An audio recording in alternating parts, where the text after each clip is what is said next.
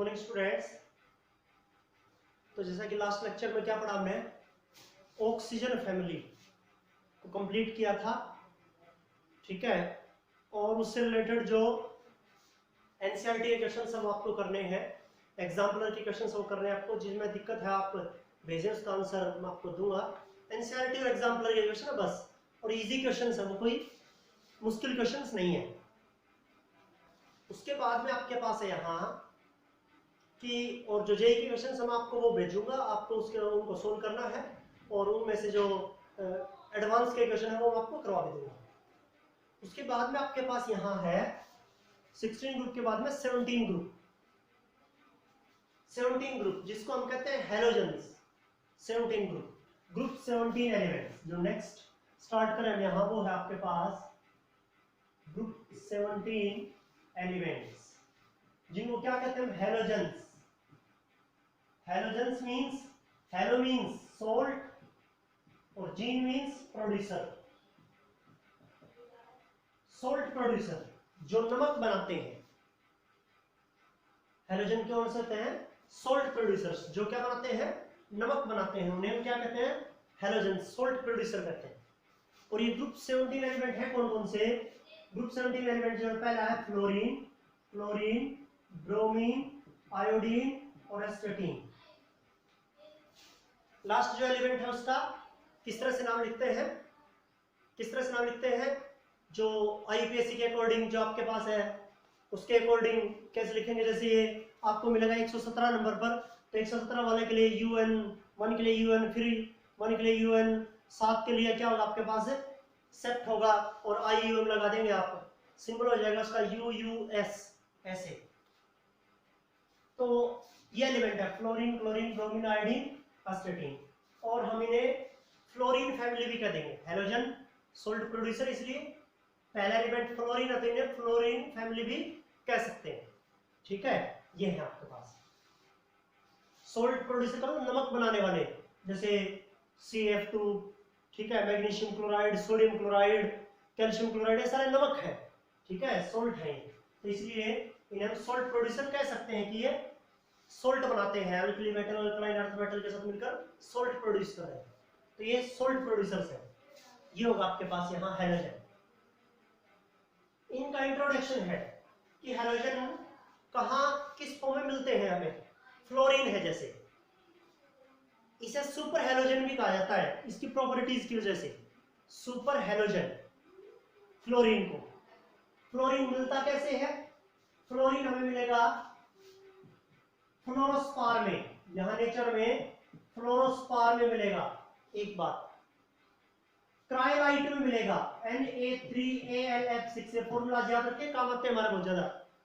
Cryolite, cryolite में मिलता है फ्लोरोस्पार CF2 में, क्रायोलाइट में Na3Alf6, और हमें फ्लोरोएपेटाइट में भी मिलेगा Ca3PO4 2, 3 2 6 2 3 6 CF2, ये होगा 3। ये क्या है, फ्लोरोएपेटाइट, फ्लोरोएपेटाइट, फ्लोरोएपेटाइट जो हमारे दांत में मिलता है, फ्लोरोएपेटाइट, फ्लोरोएपेटाइट के फॉर्म में मिलेगा। फ्लोरीन जो है वो नेचर में फ्लोरोस्पार में, क्रायोलाइट में, फ्लोरोएपेटाइट इनमें मिलता है। ये इंपॉर्टेंट कंपाउंड्स है फ्लोरीन के, जो है नेचर में मिलते हैं। फ्लोरोस्पार है, क्रायोलाइट है और फ्लोरोएपेटाइट है। इनका फॉर्मूलाज वगैरह भी याद रखें, ये सब चीजें, ठीक है। कैल्शियम फॉस्फेट, कैल्शियम फ्लोराइड, ये फ्लोरोएपेटाइट है, इनमें मिलेगा आपको फ्लोरीन जो है, ठीक है। दूसरा आपके पास क्या है, क्लोरीन, मतलब हेलोजन में फ्लोरीन और क्लोरीन जो है वो ज्यादा मिलेंगे, ठीक है, और ब्रोमीन, आयोडीन कम मिलेंगे, उनकी लेस अबंडेंस है, जबकि फ्लोरीन और क्लोरीन की मोर अबंडेंस है, ठीक है। फ्लोरीन, क्लोरीन, ब्रोमीन, आयोडीन की बजाय ज्यादा मिलेंगे, फ्लोरीन और क्लोरीन, ब्रोमीन और आयोडीन कम मिलेंगे। ये है आपके पास यहाँ। क्लोरीन है वो किस फॉर्म में मिलता है हमें, क्लोरीन है वो सोडियम क्लोराइड, क्या है आपके पास, ये कॉमन सॉल्ट है, खाने वाला नमक है, किसमें, समुद्र में, सीज में 2.8% मिलता है। ये समुद्र का पानी ना इतना इतना नमकीन क्यों होता है, सोडियम क्लोराइड की प्रेजेंस की वजह से।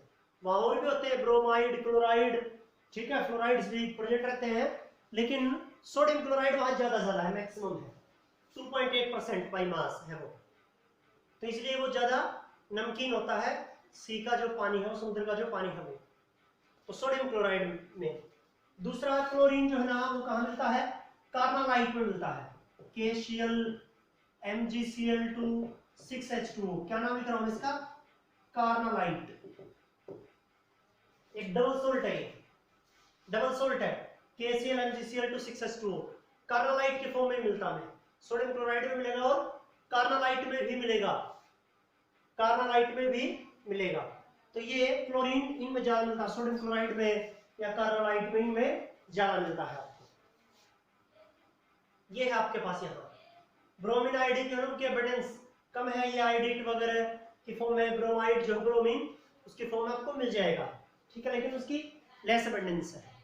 तो ये था आपके पास यहाँ इनका कि कैसे मिलते हैं, किस फॉर्म में मिलते हैं यहाँ, ठीक है। ये किसमें फ्री स्टेट में नहीं मिलते, क्योंकि जो रिएक्टिव ज्यादा है, बहुत ज्यादा इलेक्ट्रोनेगेटिव है, तो इसलिए कभी फ्री नहीं मिलेंगे, कंबाइंड स्टेट में मिलेंगे। तो फ्लोरीन के कंबाइंड स्टेट में देखो किस फॉर्म में मिलता है वो देख लो, क्लोरीन किस फॉर्म में मिलता है वो देख लो, याद करने की बातें हैं ये है आपके पास यहाँ, ये है आपके पास यहाँ क्या, इनका इंट्रोडक्शन, हैलोजेंस का इंट्रोडक्शन। एस्टेटीन है वो एक रेडियोएक्टिव का लीजिए एक तरह से, ठीक है, ये होगा आपके पास यहाँ, ये करना आपको यहाँ। अब उसके बाद में क्या करना है, इनकी प्रॉपर्टीज होंगी, इनकी फिजिकल और केमिकल प्रॉपर्टीज स्टार्ट होंगी, ठीक है, और उनमें सबसे पहले हम क्या करेंगे, यहाँ इलेक्ट्रॉनिक कॉन्फ़िगरेशन कर लेते हैं। हैलोजेंस की क्या इलेक्ट्रॉनिक कॉन्फ़िगरेशन, तो हैलोजन का इलेक्ट्रॉनिक कॉन्फ़िगरेशन वो देख लीजिए, हैलोजन का इलेक्ट्रॉनिक कॉन्फ़िगरेशन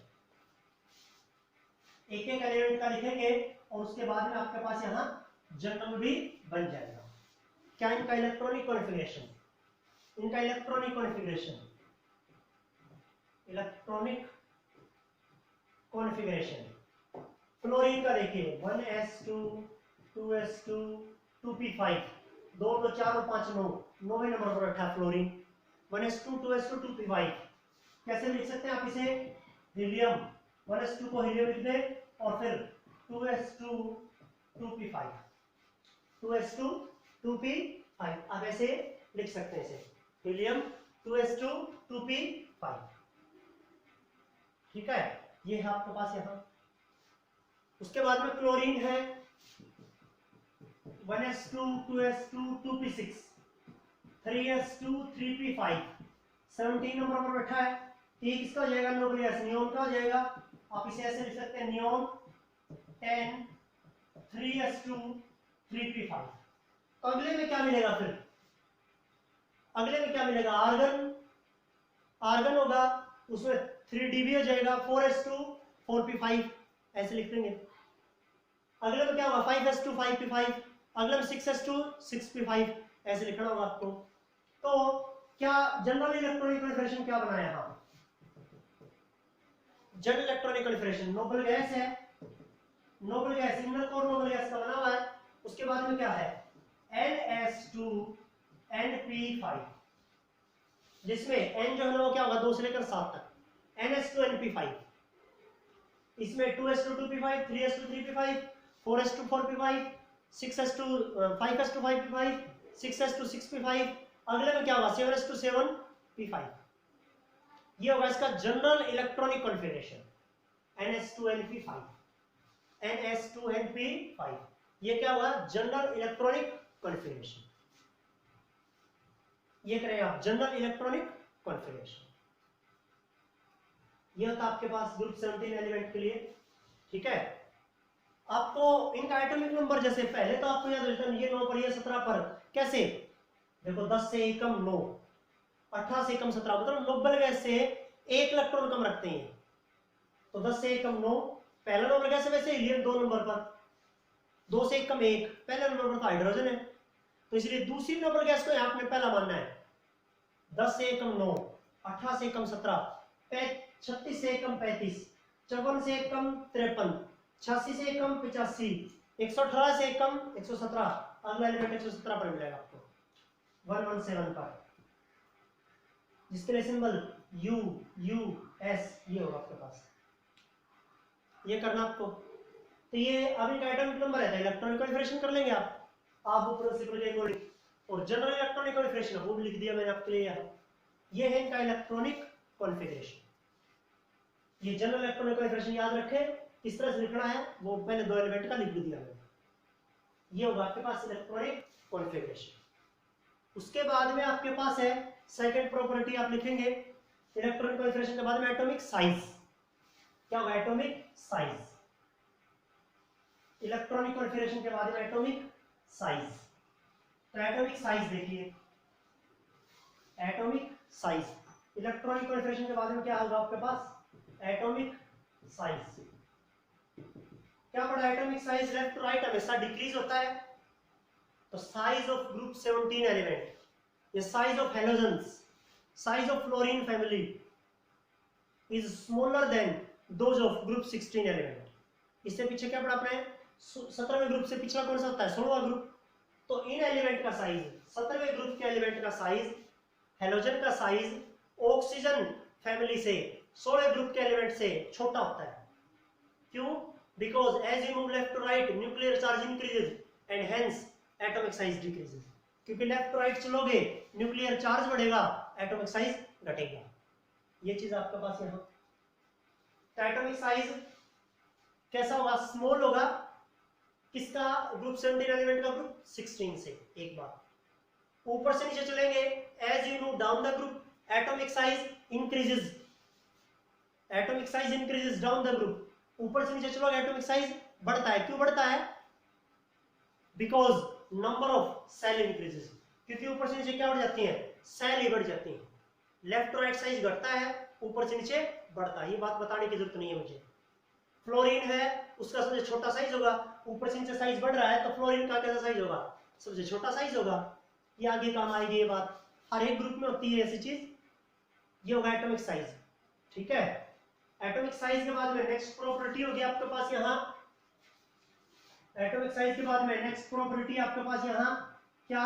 इनका आयनाइजेशन एंथैल्पी, आयनाइजेशन एंथैल्पी। अब बताइए, फ्लोरीन का इलेक्ट्रॉनिक कॉन्फ़िगरेशन 2 7, वैलेंस शेल में 7 इलेक्ट्रॉन है, 8 पूरा करने के लिए 1 इलेक्ट्रॉन की जरूरत है। तो 1 इलेक्ट्रॉन गेन करेंगे, ना कि लॉस करेंगे, क्योंकि बहुत ज्यादा इलेक्ट्रोनेगेटिव है। नोबल गैस बनने के लिए 1 इलेक्ट्रॉन की जरूरत है, तो इलेक्ट्रॉन को गेन करते हैं। तो ये कह लीजिए एक बात, इसलिए आयनाइजेशन एंथैल्पी ज्यादा होगी, बहुत ज्यादा। क्यों?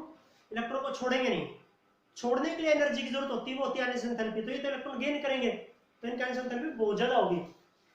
एक चीज। दूसरी चीज, लेफ्ट टू राइट वैसे भी आयनाइजेशन एंथैल्पी बढ़ती है। लेफ्ट टू राइट साइज छोटा होगा, साइज छोटा होगा तो आउटरमोस्ट इलेक्ट्रॉन न्यूक्लियस के बिल्कुल नजदीक होगा, नजदीक होगा तो उसका अट्रैक्शन बहुत ज्यादा होगा, तो उसको निकलवाना बहुत मुश्किल होगा। इसलिए ionisation enthalpy left to right क्या होती है? बढ़ती है हमेशा, ऊपर से नीचे घटती है। तो क्या लिखेंगे? Fluorine has higher ionisation enthalpy than group 16 element because these are electronegative, most electronegative elements.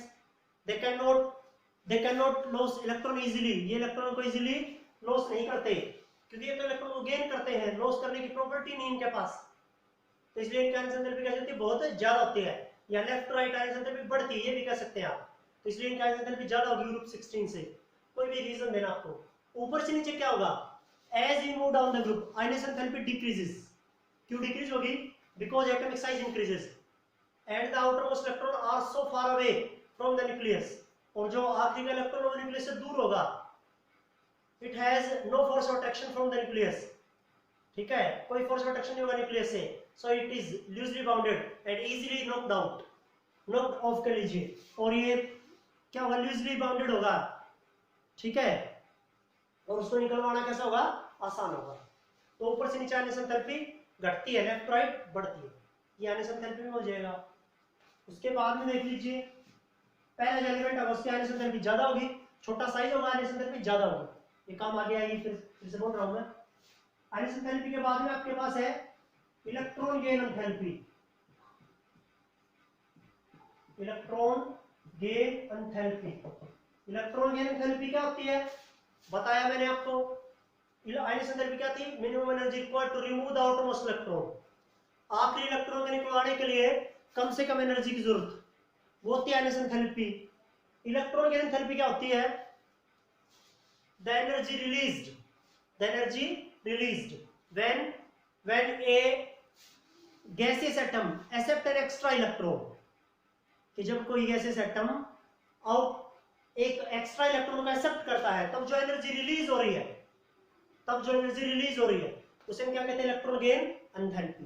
तो ये तो इलेक्ट्रॉन को गेन करते हैं बहुत इजीली, ये तो इसलिए इनकी इलेक्ट्रॉन गेन एंथैल्पी कैसी होगी? ज्यादा नेगेटिव होगी। मतलब जो इलेक्ट्रॉन को गेन करेगा, जितना जल्दी गेन करेगा, जितना इजीली गेन करेगा, वहां एनर्जी क्या होती है? रिलीज होती है, तो बहुत ज्यादा रिलीज होगी। और एनर्जी रिलीज होती है तो उसका साइन होता है नेगेटिव, तो ज्यादा नेगेटिव। तो halogens have most negative electron gain enthalpy, ज्यादा इलेक्ट्रॉन गेन एंथैल्पी नेगेटिव रखते हैं, ज्यादा नेगेटिव इलेक्ट्रॉन गेन एंथैल्पी रखते हैं। क्यों? Because these are most electronegative elements, क्योंकि बहुत ज्यादा इलेक्ट्रोनेगेटिव है। They can easily accept the extra electron. ये एक्स्ट्रा इलेक्ट्रॉन को इजीली एक्सेप्ट क्यों करते हैं? क्यों? Because they need only one electron to acquiring stable noble gas configuration, क्योंकि इनको केवल एक ही इलेक्ट्रॉन की जरूरत है नोबल गैस बनने के लिए। तो इसलिए बहुत जल्दी इलेक्ट्रॉन को गेन कर लेंगे, इजीली एक्सेप्ट कर लेंगे, तो इसलिए इनकी इलेक्ट्रॉन गेन एंथैल्पी ज्यादा नेगेटिव है। And as you move down the group, ऊपर से नीचे चलेंगे, electron gain enthalpy becomes less negative. ऊपर से नीचे electron gain enthalpy less negative होगी। कैसी होगी? Less negative. लेकिन इसमें एक क्वेश्चन बनता है, ऊपर से नीचे electron gain enthalpy less negative होती है, लेकिन क्लोरीन की ज्यादा नेगेटिव है फ्लोरीन से। एक्सेप्शन है ये, अपवाद है ये। क्यों है? Because fluorine has small size, fluorine का छोटा साइज होता है, and have high electron density, इसलिए इसकी इलेक्ट्रॉन डेंसिटी ज्यादा होती है। फ्लोरीन का छोटा साइज है और इलेक्ट्रॉन डेंसिटी ज्यादा है, so it repels the incoming electrons. ये इनकमिंग इलेक्ट्रॉन को रिपल करेगा ड्यू टू इलेक्ट्रॉनिक रिपल्शन। छोटे साइज में ज्यादा इलेक्ट्रॉन इसके पास पहले से ही, तो इसलिए इसके खुद के इलेक्ट्रॉन रिपल कर रहे हैं। अब बाहर से आने वाले इलेक्ट्रॉन को भी क्या करेगा? रिपल करेगा तो क्या होगा? इलेक्ट्रॉन गेन एंथैल्पी कम नेगेटिव होगी। उसे अट्रैक्ट करके गेन कर ले तो ज्यादा नेगेटिव होता, लेकिन वो तो रिपल कर रहा है इलेक्ट्रॉन को, तो इसलिए इसकी इलेक्ट्रॉन गेन एंथैल्पी कम नेगेटिव है। किसकी बजाय? क्लोरीन की बजाय। किसके कारण? छोटे साइज के कारण, स्मॉल साइज के कारण, हाई इलेक्ट्रॉन डेंसिटी की वजह से। ठीक है, इसमें इलेक्ट्रॉनिक रिपल्शन होता है। ये आपके पास ये करना आपको इलेक्ट्रॉन गेन एंथैल्पी में। उसके बाद में आपके पास इलेक्ट्रॉन नेगेटिविटी, ये क्वेश्चन है ये, और एनसीईआरटी का क्वेश्चन होगा, ये आपको समझा दिया जाएगा फिर से। इलेक्ट्रोनेगेटिविटी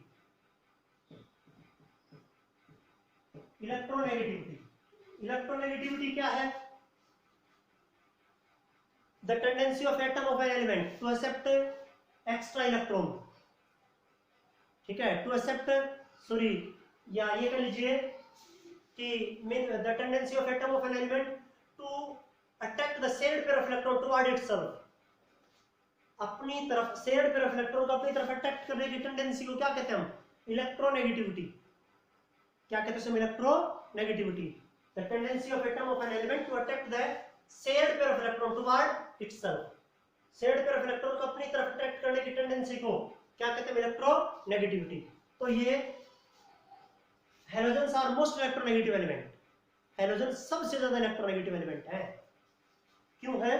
क्योंकि इनको नोबल गैस बनने के लिए एक इलेक्ट्रॉन की जरूरत है, तो इसलिए शेयर्ड पेयर ऑफ इलेक्ट्रॉन को अपनी तरफ अट्रैक्ट करेंगे। एक खुद का होता ही है, शेयर्ड पेयर का मतलब जोड़ा, साझा किया हुआ जोड़ा। एक जोड़े में दो इलेक्ट्रॉन होते हैं, तो एक अपना और एक दूसरे का, तो दूसरे वाले इलेक्ट्रॉन को भी इजीली अट्रैक्ट करेंगे ये, इसलिए कैसे होते हैं? Most electronegative. क्यों? क्योंकि इनको नोबल गैस बनने के लिए एक इलेक्ट्रॉन की जरूरत होती है, उसे अट्रैक्ट कर लेंगे अपनी तरफ, तो मोस्ट इलेक्ट्रोनेगेटिव एलिमेंट है। And their electronegativity decreases down the group. ऊपर से नीचे इनकी इलेक्ट्रोनेगेटिविटी डिक्रीज करेगी, क्योंकि इलेक्ट्रोनेगेटिव कैरेक्टर ऊपर से नीचे डिक्रीज होता है, इलेक्ट्रोपॉजिटिव कैरेक्टर इंक्रीज होता है। इलेक्ट्रोपॉजिटिव कैरेक्टर इंक्रीज होता है और इलेक्ट्रोनेगेटिव कैरेक्टर डिक्रीज होता है। ये था ग्रुप 17 एलिमेंट के बारे में, ग्रुप 17 एलिमेंट के बारे में था। ठीक है, ये चीज आपको करनी है। ये ग्रुप 17 एलिमेंट, उसके बाद इसकी केमिकल प्रॉपर्टीज वगैरह वो सब स्टार्ट होंगे। यहाँ तक का काम आपको करना है ग्रुप 17 एलिमेंट।